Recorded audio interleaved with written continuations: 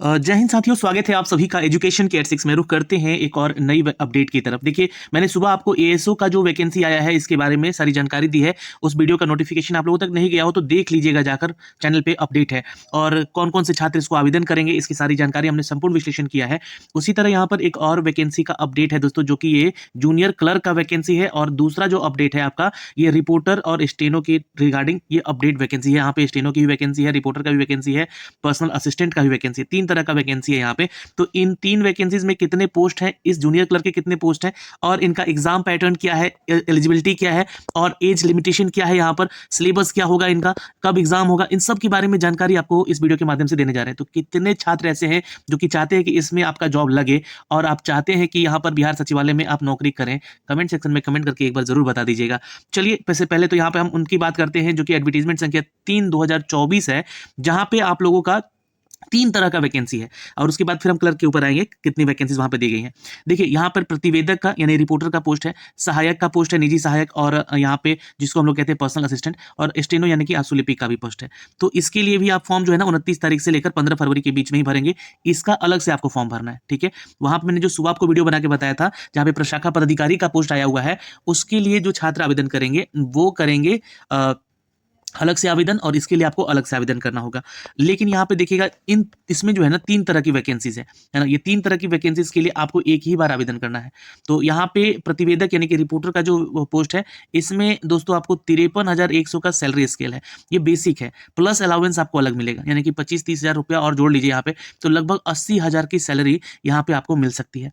निजी सहायक यानी कि लेवल 7 का वैकेंसी है, जहाँ पे 44,900 यानी कि लगभग 45,000 की बेसिक सैलरी है, प्लस आपको अलाउंस मिलेगा। तो 20,000 का और इंक्रीमेंट यहाँ पे जोड़िएगा, तो लगभग जो है ना 65 से लेकर जो है ना 68,000 की सैलरी इसकी बनेगी। आशुलिपि का भी लेवल 4 का सैलरी स्केल है 25,500, तो यहाँ मान के चलिएगा कि 34,000 के आसपास की या 35,000 के आसपास की सैलरी आपकी बन सकती है ना, सॉरी 44,000 के आसपास की सैलरी यहाँ पे बन सकती है। तो ये जो भी अलाउंस आपको मिलता है, ये तय करता है दोस्तों ये समिति, इसका बिहार विधानसभा का, बिहार सरकार की समिति है ये, और ये जो है आपको अपडेट करती है। तो आप यहाँ पे सैलरी तो हमने बता दी पहले ही आपको, कितने पोस्ट हैं इनके बारे में जानकारी अगर आप चाहते हैं तो यहाँ पे आएंगे। प्रतिवेदक के लिए कुल 13 वैकेंसीज निकाली गई है कैटेगरी वाइज। अब यहाँ पे देखिएगा तो जनरल कैटेगरी में एक भी सीट नहीं है। इसका मतलब यही साफ साफ है कि इस पोस्ट के लिए कोई भी अदर स्टेट का स्टूडेंट आवेदन नहीं करेगा, ठीक है। यहाँ पे चूंकि जनरल कैटेगरी में, यूआर कैटेगरी में कोई सीट नहीं है, तो अब जो भी छात्र इसको आवेदन करेगा वो सिर्फ और सिर्फ बिहार का छात्र होगा। यानी कि बिहार का छात्र यहाँ पे जो है आवेदन करेगा, जो कि अनुसूचित जाति से संबंधित है, जो अनुसूचित जनजाति से संबंधित है, अत्यंत पिछड़ा वर्ग से और पिछड़ा वर्ग से संबंधित। तो 13 कुल पद है यहाँ पे दोस्तों, जिसके लिए कि आप आवेदन कर सकते हैं। जो भी कैटेगरी में आते हैं, जैसे कि छात्र पीएच कैटेगरी वगैरह में, तो अब अगर आप इन कैटेगरीज में हैं तो आवेदन कीजिएगा।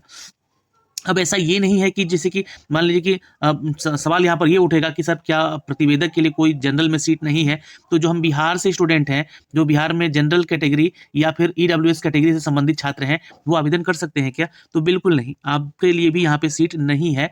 क्योंकि देखिए यहाँ पे आप अब इनकी कैटेगरी में आके तो आवेदन कर नहीं सकते, क्योंकि इन कैटेगरी में आप आवेदन कर ही नहीं सकते हैं, है ना। ये ध्यान रखिएगा, आपका लिंक ही ओपन नहीं किया जाएगा। तो यहाँ पे ध्यान रखिएगा, आपको भी आवेदन नहीं करना बिहार से है तो, जो जनरल और ईडब्ल्यूएस कैटेगरी में। अब लेकिन यहाँ पे जो पर्सनल असिस्टेंट का पोस्ट है, इसमें जो जनरल कैटेगरी का छात्र है उसके लिए 2 सीट है, तो ये 2 सीट पे ऑल इंडिया फाइट करेगा। अब ईडब्ल्यूएस में कोई सीट नहीं है यहाँ पे, तो यहाँ पे ईडब्ल्यूएस वाले छात्र आवेदन नहीं करेंगे।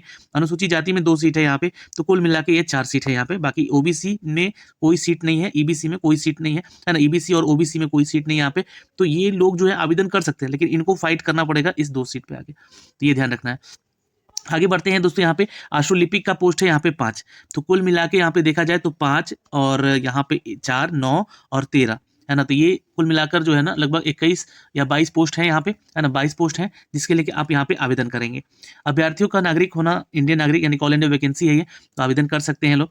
शैक्षणिक योग्यता की बात करें तो प्रतिवेदक में आपको जो है स्नातक पास होना चाहिए, और हिंदी आशुलिपिक में आपका जो है 150 वर्ड पर मिनट आपका टाइपिंग होना चाहिए, ये जरूरी है। और हिंदी टंकन यानी कि कंप्यूटर पे हिंदी और अंग्रेजी का टाइपिंग भी आपका जांच होगा, तो 35 मिनट का गति आपका होना चाहिए, वर्ड पर मिनट का। ठीक है, निजी सहायक के लिए जो आपका जानकारी है ये भी स्नातक स्तर का ही है, और यहाँ पे स्नातक है तो आवेदन कीजिएगा। लेकिन स्टेनो पे आपका जो टाइपिंग चेक किया जाएगा वो 100 वर्ड का ही चेक किया जाएगा, और यहाँ पे कंप्यूटर पे टाइपिंग चेक किया जाएगा 30-30 वर्ड पर मिनट का। आशु लिपिक में जो आवेदन करेंगे वो भी स्नातक होने चाहिए। 80 वर्ड प्रति मिनट का आपको जो है स्टेनो पे टाइपिंग चेक किया जाएगा, और 30-30 मिनट का जो है अंग्रेजी और हिंदी का टाइपिंग कंप्यूटर पे चेक किया जाएगा। तो ये एलिजिबिलिटी है, यहाँ पर शैक्षणिक योग्यता है आपकी, जो कि आपका होना जरूरी है। वांछित योग्यताएं यहाँ पे दी गई है शैक्षणिक से संबंधित, कि अगर एक से अधिक पदों के लिए अभ्यर्थी हो सकते हैं तो उनके लिए पदवार अलग अलग ऑनलाइन आवेदन देने की आवश्यकता नहीं है। यहाँ पे अगर आप तीनों के लिए एलिजिबल है तो तीनों के लिए एक ही फॉर्म फीस सबमिट करते समय आप वहाँ पे टिक लगा दीजिएगा, हम तीनों के लिए एलिजिबल है, आवेदन कर सकते हैं एक ही फीस में।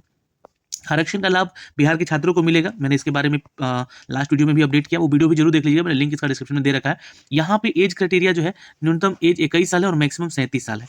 ठीक है, लेकिन जो भी पिछड़ा वर्ग से पुरुष महिला है वो 40 साल तक आवेदन करेंगे, और जो अनुसूचित जाति जनजाति से वो 42 साल तक आवेदन करेंगे। तो ये सारा जो है एज क्राइटेरिया को लेकर छूट दिया गया, उसको भी आप लोग मैंने बताया लास्ट वीडियो में, देखिएगा। परीक्षा की पद्धति यहाँ पे जो है ना, आशु लिपिक हिंदी की परीक्षा ली जाएगी यहाँ पे आपकी, और इसके अनुसार सफल अभ्यर्थियों में से हिंदी और अंग्रेजी टंकन जो कि कंप्यूटर पर जांच किया जाएगा। ठीक है, और प्रतिवेदक का जो पोस्ट है यहाँ पे है ना, उसमें आशु लिपिक का जांच होगा। उसमें आपका 5 मिनट में 150 शब्द का, प्रति मिनट के हिसाब से 750 शब्दों की टाइपिंग करनी होगी। आशु लिपिक हिंदी में होगा, ध्यान रखिएगा 70 मिनट में आपको ये पूरा करना होगा। आशु लिपिक में जो गलतियां होंगी वो नियमानुसार 10% का आपको जो है छूट मिल सकता है उसमें। फिर परंतु यहाँ पे जो है आपको बता दें कि 140 वर्ड प्रति मिनट जो है आशु लिपि का गति भी चेक किया जाएगा, और 150 वर्ड प्रति मिनट की गति से आपको आशु लिपि की जांच भी यहाँ पे की जाएगी। वार्षिक वेतन वृद्धि होगी आपकी श्रेणी, जो कि संपुष्टि स्वीकृति नहीं होगी यहाँ पे। अब यहाँ पे देखेंगे तो हिंदी और अंग्रेजी टंकन की भी जांच होगी यहाँ पे आपका। ठीक है, हिंदी और अंग्रेजी टंकन कंप्यूटर पे होगा आपका, जो कि 35-35 वर्ड मिनट मैंने ऊपर बोला, आपको 10 मिनट में आपका जांच कर लिया जाएगा। निजी सहायक का भी आपका यहाँ पे दिया गया है, टाइपिंग का स्पीड है ना, 5 मिनट में 100 वर्ड प्रति मिनट का चेक किया जाएगा। 500 शब्द आपको टाइप करने होंगे हिंदी में स्टेनो पे। 50 मिनट का समय के अनुमान लगाया गया है यहाँ पे, और 10% की गलती यहाँ पे माफ होंगी। कंप्यूटर हिंदी और अंग्रेजी का आपका यहाँ भी टाइपिंग होगा, जो कि यहाँ पे 10 मिनट में आपको जांचा जाएगा, 30-30 वर्ड प्रति मिनट हिंदी और अंग्रेजी का। ठीक है, तो स्पीड है, ये स्पीड जांच होगा। आशु लिपि का भी यहाँ पे है, 400 शब्द का है, और 30-30 यहाँ पे भी है आपका हिंदी कंप्यूटर पे, हिंदी और अंग्रेजी में। तो ये तो हो गया आपका मेधा सूची जो बनेगी आपकी, यानी कि मेरिट कैसे बनेगा। तो आशु लिपिक जो है आपका, ध्यान रखिएगा, जो भी छात्र हैं यहाँ पे तीनों कोटि में पदों के लिए आशु लिपिक हिंदी अनुवाद जो है उसके शब्दों के शुद्धता के आधार पर सफल अभ्यर्थियों का टंकन जांच कर लिया जाएगा, परीक्षा ली जाएगी।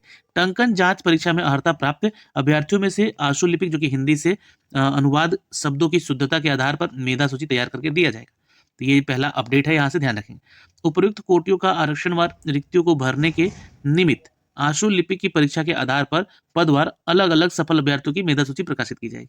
तो ये आपका एक क्राइटेरिया है मेधा सूची तय करने का, यानी कि आपका जो है पहले हिंदी में जांच होगा, उसमें शुद्धता देखी जाएगी, फिर कोटियों के बाद मतलब जो आपका कैटेगरी है उसके अनुसार आशु लिपिक परीक्षा के आधार पे, यानी कि इसी के आधार पे जो है आपका मेरिट बनेगा। ठीक है, और परीक्षा शुल्क यहाँ पे देखिएगा तो आपका जो है ना 600 रुपया लिया जा रहा है जनरल ओबीसी से, है ना, और जो SC ST हैं, जो भी छात्र यहाँ पे आप दिव्यांग हैं, तो उनसे 150 रुपये यहाँ पे लिया जाएगा। ये आप ऑनलाइन पेमेंट कर सकते हैं। फॉर्म कैसे भरना है उसका स्टेप बाय स्टेप यहाँ पे जानकारी दिया गया है ना। आप यहाँ से क्लिक करके इसके ऑफिशियल वेबसाइट पे जाके अप्लाई भी कर सकते हैं, लेकिन ये अप्लाई करने का डेट 29 जनवरी से शुरू होगा। तो यहाँ पे ये तो हो गया आपका दोस्तों एडवर्टीजमेंट संख्या 3/2023-24 को लेकर। देखिएगा तो एक पोस्ट और है यहाँ पे जूनियर क्लर्क का, इसके बारे में भी जानकारी हम आपको यहाँ से दे देते हैं। तो ये सारी जानकारी वही है लगभग, बस सीटों की संख्या समझ लीजिए 2/2024 इसका एडवर्टीजमेंट संख्या है, और 29 से लेकर 15 फरवरी तक इसको आवेदन करना है, 17 फरवरी तक लास्ट पेमेंट कर देना है। ठीक है, यहाँ पे देखिएगा तो कुल पदों की संख्या 19 है। ठीक है, और ये आपका महिलाओं का आरक्षण दिया गया है यहाँ पे। तो जो भी लोग इसके लिए आवेदन करेंगे उसके लिए शैक्षणिक योग्यता यहाँ पे बोला गया है, अंतिम तिथि तक अभ्यर्थी जो है आप इंटरमीडिएट पास होना चाहिए, क्योंकि ये क्लर्क का पोस्ट है, तो ये ध्यान रखिए इंटरमीडिएट यानी कि 12th पास आपका होना जरूरी है। अब यहाँ पे जो है आरक्षण का लाभ सिर्फ बिहार के छात्रों को ही मिलेगा, ये तो बात आप सभी जानते हैं यहाँ पे। फिर उसके बाद जो भी आपका एज क्राइटेरिया है, यहाँ पे मिनिमम जो है ना 18 वर्ष उम्र है, और 37 साल मैक्सिमम है। तो ये यहाँ पे थोड़ा सा इनको एज में ज़्यादा छूट है। बाकी जो भी कैटेगरीज में है उनको छूट मिलेगा उनकी कैटेगरी के अनुसार। बिहार के महिला या पुरुष वर्ग हैं तो उनकी जानकारी दी गई है, वही सेम है यहाँ पे दिया गया। इसमें आपका एग्जाम होगा, पहले PT एग्जाम होगा, ये OMR बेस पे होगा, हिंदी और अंग्रेजी टंकन का जाँच होगा।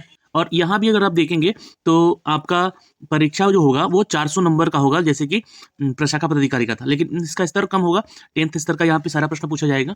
100 प्रश्न होंगे यहाँ पे, और हर प्रश्न 4 नंबर का होगा। एक प्रश्न की कटौती होगी गलत होने पे, यानी कि 1/4 नेगेटिव मार्किंग है आपका। अब जो सिलेबस है, एग्जाम का पैटर्न यही है कि 50 क्वेश्चन जीके जीएस से और 20 क्वेश्चन आपका सामान्य ज्ञान और विज्ञान से, यानी कि 10 क्वेश्चन मैथ से होगा, 10 क्वेश्चन साइंस से होगा और आपका रीजनिंग जो है वो 30 नंबर का पूछा ही जाएगा। तो इतने से आपको जो है तैयारी करके जाना इसी पैटर्न पे। और सिलेबस आपका यहाँ पे कुछ दिया गया है, ये सेम सिलेबस है आपका, लेकिन स्तर थोड़ा सा आपका टू द बिलो होगा, जो कि प्रशाखा पदाधिकारी से होगा। ठीक है, यहाँ पे 10th और लेवल का ही मैथ और रीजनिंग वगैरह पूछा जाएगा।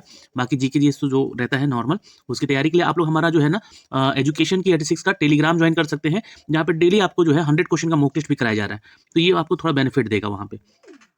दोस्तों 10 गुना छात्रों को यहाँ पे सिलेक्शन किया जाएगा और फिर उसकी मेधा सूची तैयार की जाएगी, है ना। जो भी आप जितना वैकेंसी उसका 10 गुना लोगों का 19 वैकेंसी है, तो यानी 190 लोगों का सिलेक्शन मेंस के लिए किया जाएगा। तो इस तरह से है यहाँ पे, ये आपका क्वालिफाइंग कट ऑफ को छूट मिलेगा यहाँ पे, आप कैटेगरी वाइज का उसका जांच होगा, टंकन जांच होगा आपका 30-30 वर्ड पर मिनट का, उसमें भी आपको बेनिफिट मिलेगा। ठीक है, तो ये उस तरह से मेधा सूची तैयार की जाएगी, आरक्षण वाइज आपका रिजल्ट दिया जाएगा। परीक्षा शुल्क यहाँ पे जो होगा आपका 600 रुपया लगेगा और 150 रुपया जो है कैटेगरी वाले छात्र और छात्राओं महिलाओं को मिलेगा, जो कि SC/ST और फीमेल कैटेगरी के।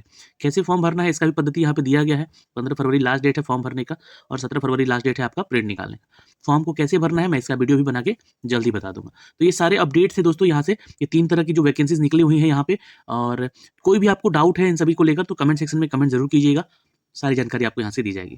तो जय हिंद, शेयर कीजिएगा।